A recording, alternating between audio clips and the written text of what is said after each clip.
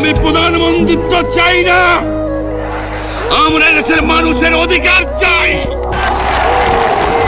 আর যদি একটা গুলি চলে, আর যদি আমার লোকের উপর হত্যা করা হয়, তোমাদের উপর কাছে আমার অনুরোধ রইল, প্রত্যেক ঘরে ঘরে দুর্গ করে তোলো। তোমাদের যা কিছু আছে তাই নিয়ে শত্রুর মোকাবেলা করতে হবে, এবং জীবনের তরে রাস্তাঘাট যা যা আছে সবকিছু আমি যদি হুকুম দেবার নাও পারি, তোমরা বন্ধ করে দেবে। তোমরা আমার ভাই, তোমরা বাড়াকে থাকো, কেউ তোমাদের কিছু বলবে না, কিন্তু আর আমার বুকের পর গুলি চালাবার চেষ্টা করো না, ভালো হবে না। 7 কোটি মানুষকে দাবায় রাখতে পারবো না। আমরা যখন মরতে শিখেছি তখন কেউ আমাদের দবাতে পারবে না।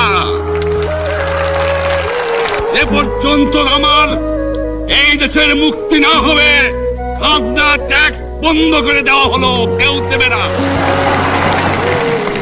তবে আমি অনুরোধ করছি, আপনারা আমাদের ভাই, আপনারা দেশকে একেবারে জাহান্নামে ধ্বংস করে দিয়েন না। জীবনে আর কোনোদিন আপনাদের মুখ দেখা দেখি হবে না।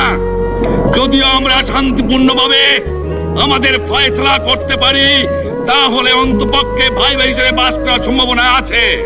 সেই জন্য আপনাদের অনুরোধ করছি, আমার এই দেশে আপনারা মিলিটারি শাসন চালাবার চেষ্টা আর করবেন না।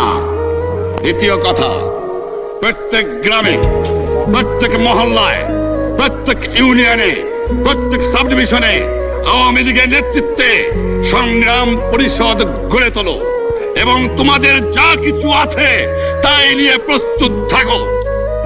মনে রাখবা, রক্ত যখন দিয়েছি, রক্ত আরো দেব, এদেশের মানুষকে মুক্ত করে ছাড়বো ইনশাআল্লাহ। এবারে সংগ্রাম আমাদের মুক্তির সংগ্রাম, এবারে সংগ্রাম স্বাধীনতার সংগ্রাম। আপনারা আমার উপরে বিশ্বাস নিশ্চয়ই রাখেন। জীবনে আমার রক্তের বিনিময়েও আপনাদের সঙ্গে বেঈমানি করি নাই। প্রধানমন্ত্রিত্ব দিয়ে আমাকে নিতে পারে নাই, ফাঁসি কাস্টে আসামি দিয়ে আমাকে নিতে পারে নাই।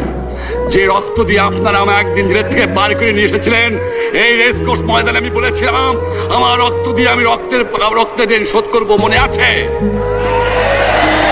আমি রক্ত তোমার জন্য প্রস্তুত। আমাদের মিটিং এইখানে শেষ। আসসালামু আলাইকুম। জয়।